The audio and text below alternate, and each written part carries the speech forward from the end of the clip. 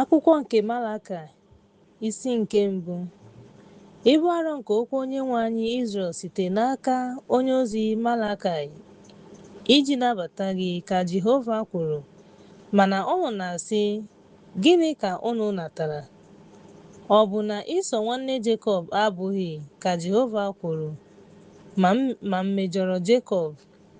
Akpọrọ m Ịsọ asị ma mee ugwu ya ka ọ bụrụ ọzara, meekwa ka ihe nketa ya bụrụ oke ọhịa dragọn. Ọ bụ ezie na Edọm na-asị, ala anyị ebibiela, mana anyị ga-alọghachi ma wuo ebe tọgbọrọ n'efu, ka Jehova nke ụsụ ndị agha kwuru. Ha ga-ewu ụlọ, mana m ga-ebibi ha. Ha ga-akpọkwa ha oke ala ajọ omume, na ndị Jehova na-ewe iwe ruo mgbe ebighị ebi. Anya unu ga-ahụ ya wee sị, aga m eme ka Jehova dị ukwuu n'oke ala Izrel. Nwa nwoke na-asọpụrụ nna ya na ohu na-enye onye nwe ya. Ya mere, ọ bụrụ na m bụ nna, olee ebe nsọpụrụ m dị? Ọ bụrụkwa na m bụ onye nwe, olee ebe egwu m dị? Ka Jehova nke ụsụ ndị agha kwuru. Nye unu ndị nchụaja na ndị na-eleda aha m anya. Unu na-asịkwa, gịnị ka anyị ledaworo aha gị anya? Unu na-enye achịcha na-adịghị ọcha n'elu ebe ịchụ àjà m, na-asị, gịnị ka anyị mere ka ị ghara ịdị nsọ? Ma na-asị na tebụl Jehova ekwesịghị nsọpụrụ. Ọ bụrụ na unu na-enye onyeisi àjà ọ dịghị mma. Ọ bụrụ na unu na-enye onye ngwọrọ na onye ọrịa àjà ọ dịghị mma. Nye ya ugbu a nye onyeisi unu. Ọ ga-enwe obi ụtọ n'ebe unu nọ, ka ọ ga-anabata ihe unu, ka Jehova nke ụsụ ndị agha kwuru. Ugbu a, biko kpeenụ ekpere n'ihu Chineke, ka o wee mere unu ebere. Nke a emeela site n'aka unu. Ọ ga-elekọta unu onwe unu, ka Jehova nke ụsụ ndị agha kwuru. Ọ ga-elekọta unu onwe unu, ka Jehova nke ụsụ ndị agha kwuru. Onye nọ n'etiti unu? Unu ga-emechi ọnụ ụzọ ámá ma ghara ịgba ọkụ n'elu ebe ịchụ àjà n'ime mmanya vaịn. Enweghị m obi ụtọ n'ebe ị nọ, ka Jehova nke ụsụ ndị agha kwuru. Agaghị m anabata onyinye n'aka unu, n'ihi na site n'ọwụwa anyanwụ ruo na mgbe ọ dara, aha m dị ukwuu n'etiti mba niile.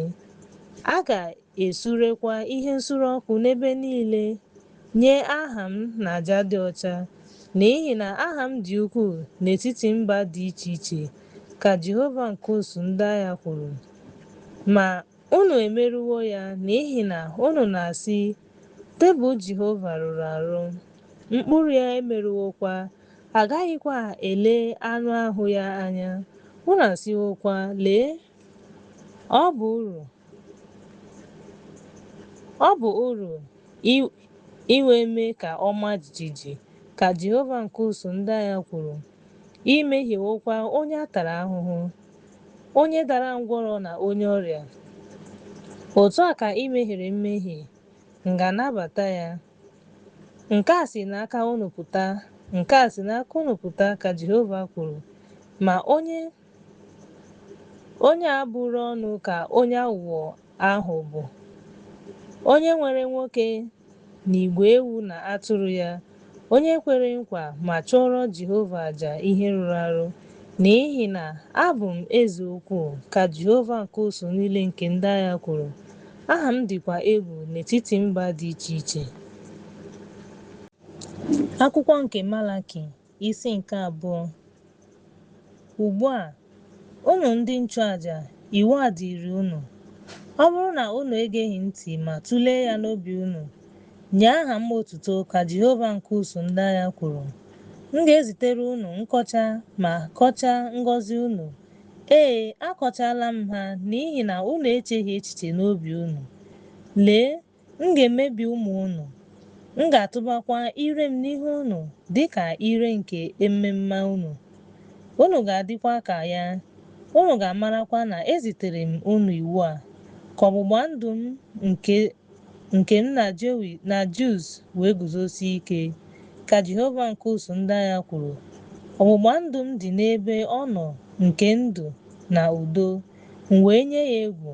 Ọ tụkwara egwu m, ma tụọ egwu n'ihi aha m. Okwu eziokwu dị n'ọnụ ya, ọ dịghịkwa ajọ omume dị n'egbugbere ọnụ ya. O so m jee ije n'udo na izi ezi, wee tụgharịa ọtụtụ mmadụ n'ihe ọjọọ, n'ihi na egbugbere ọnụ m ndị nchụaja kwesịrị ichekwa ihe ọmụma ma hụ okwu ahụ n'ọnụ ya, n'ihi na ọ bụ onye ozi nke onye nwe usuu niile nke ndị agha. Ma unu apụwo n'ụzọ, unu emeela ka ọtụtụ mmadụ mebie njikọ nke Jus, ka Jehova nke usuu ndị agha kwuru, ka ha daa site n'iwu. Unu onwe unu emeela ka unu bụrụ ndị a na-asọ oyi na ndị a na-eleda anya n'ihu mmadụ niile, n'ihi na unu esoghị ụzọ m, kama unu esorola n'ihe otiti ahụ. Ọ bụ na anyị niile enweghị otu nna? Ọ bụ na ọ bụghị otu Chineke kere anyị? Gịnị mere anyị niile ji mehie megide nwanne anyị nwoke ma mebie ọgbụgba ndụ nke nna anyị? Juda emeriwo ma mee ihe arụ n'Izrel na Jerusalem, n'ihi na Juda emeriwo nsọ nke Jehova, onye o toro, ma lụọ ada nke Chineke mba ọzọ. Jehova ga-ebibikwa nwoke nke na-eme nke a, onye nwe na onye ohu n'ụlọ ikwu Jekọb, na onye na-enye onyinye nye Jehova nke usuu ndị agha. Ma nke a unu emekwala ọzọ. Unu ekpuchiwokwa ebe ịchụ àjà Jehova n'anya mmiri na ịkwa akwa na iru uju, n'ihi na anaghị atụle àjà ọzọ, aka unu anaghịkwa anabata ya ọzọ. Ma unu na-asị, gịnị mere? N'ihi na Onyenwe anyị bụ onye akaebe n'etiti gị na nwunye ị lụrụ n'oge ntorobịa, onye ị mejọrọ, ma ọ bụ enyi gị na nwunye nke enyi gị. Ọ bụghị otu, kama o nwere mmụọ dị ukwuu. Gịnịkwa mere otu? N'ihi na ọ chọrọ mkpụrụ Chineke. Ya mere, debe mmụọ gị. Ekwekwala ka onye ọbụla mehie megide nwunye ọ lụrụ n'oge ntorobịa ya. Ọ bụrụ na ọ kpọọ ya asị, chụpụ ya, ka Jehova bụ Chineke Izrel kwuru, ma ọ na-ezobe ihe ọjọọ n'okpuru ya. Ka Jehova nke usuu niile nke ndị agha kwuru. Ya mere, debenụ mmụọ unu, unu emejọkwala. Unu emewo ka ike gwụ Jehova site n'okwu unu. Ma unu na-asị, n'ime gịnị ka anyị mere ka ike gwụ ya? Mgbe unu na-asị, onye ọbụla nke na-eme ezi ihe dị mma n'anya Jehova, ihe ya dịkwa ya mma, ma olee ebe Chineke nke ikpe nọ? Akwụkwọ nke Malaki isi nke 3. Lee, m ga-eziga onye ozi m, ọ ga-edozi ụzọ n'ihu m. Onyenwe anyị, onye ị na-ahụ, ga-abịa ngwa ngwa n'ụlọ nsọ ya. Ya bụ onye ozi nke onye nche eze nke ị na-achọ. Lee, ọ ga-abịa, ka Jehova nke usuu ndị agha kwuru. Ma onye ga-enwe ike ịdị ụbọchị ọbịbịa ya? Onye ga-enwekwa ike ịdị mgbe ọ pụtara? N'ihi na ọ dị ka ọkụ na-ehicha ihe, dịkwa ka apịtị nke onye na-emeju ihe. Ọ ga-eji ire ere nwa ịcha ụrọ, wee nụchaa ụmụ Lewi. Ọ ga-emekwa ka àjà dị ọcha. Jehova ga-ewetakwa àjà dịka ezi omume ahụ. Mgbe ahụ, onyinye Jerusalem ga-adị mma n'anya Jehova, dịka ọ dị na mbụ na n'afọ ndị gara aga. M ga-abịakwute gị ikpe. M ga-abụkwa onye akaebe ngwa ngwa megide ndị ndịda, megide ndị na-akwa iko, megide ndị na-aṅụ iyi ụgha, megide ndị na-egbochi ụgwọ ọrụ nke ndị na-akwụ ụgwọ ọrụ n'ụzọ na-ezighị ezi, ndị na-emegbu nwanyị dịka di ya nwụrụ, na nwa mgbei, ma na-emegbu onye ọbịa na-anaghị atụ egwu m, ka Jehova nke usu ndị agha kwuru, n'ihi na mụ onwe m bụ Jehova, anaghị m agbanwe agbanwe. Unu ụmụ Jekọb emeela ka unu ghara iribiga onwe unu oke. Site n'oge nna unu ha, unu esiwo n'iwu m niile wezụga onwe unu. Unu edebeghịkwa ha laghachikwute m. M ga-alaghachikwutekwa unu, ka Jehova nke usu niile nke ndị agha kwuru. Ma unu onwe unu na-asị, olee ebe ka anyị ga-alaghachi? Onye ọbụla ọ chọrọ ịkwa iko chi ya? Unu agbaghawo m aka.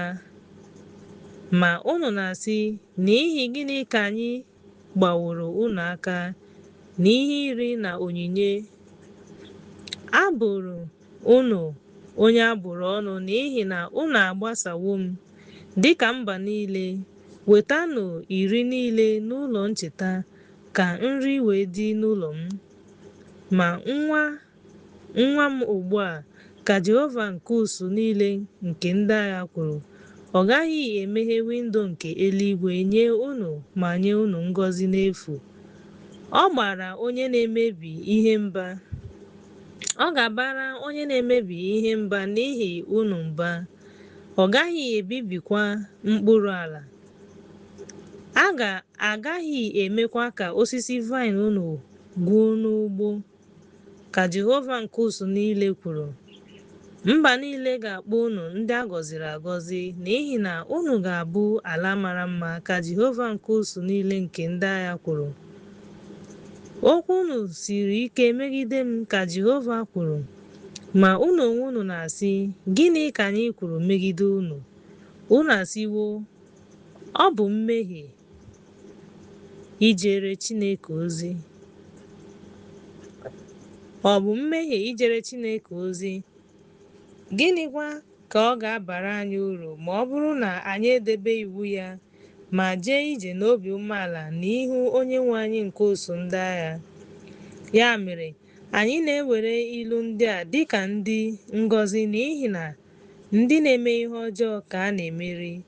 Ndị na-anwa Chineke, ha na-enwe mwute. Mgbe ahụ, ndị na-atụ egwu Jehova gwara onye agbata obi ha okwu. Jehova wee nụ ha. E dekwara akwụkwọ ncheta n'ihu ya maka ndị na-atụ egwu Jehova ma na-eche echiche banyere aha ya. N'ụbọchị m ga-eme nke a, ha ga-adị ka igwe atụrụ nye m, ka Jehova nke usu niile nke ndị agha kwuru.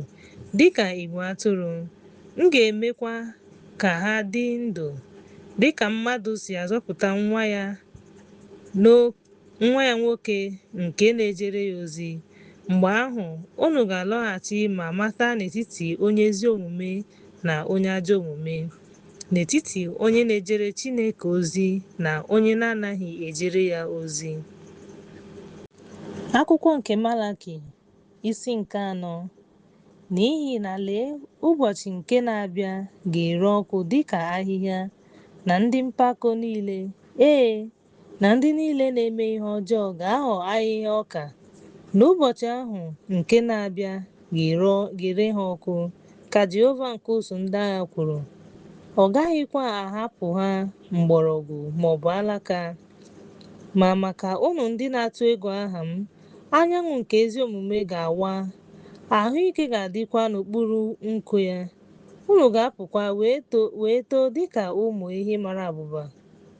Unu ga-atụda ndị ajọ omume, n'ihi na ha ga-aghọ aja n'okpuru ụkwụ unu n'ụbọchị m ga-eme nke a, ka Jehova nke usu ndị agha kwuru. Chetanụ okwu Mozis ohu m, nke m nyere ya iwu na Horeb maka Izrel dum, ya na iwu. Lee, m ga-ezitere unu Elaịja onye amụma tupu ụbọchị ukwu na nke dị egwu nke Jehova abịa. Ọ ga-atụgharị obi ndị nna nye ụmụ, na obi ụmụ nye ndị nna ha, ka m wee ghara ịbịa tie ala ahụ ihe ọjọọ.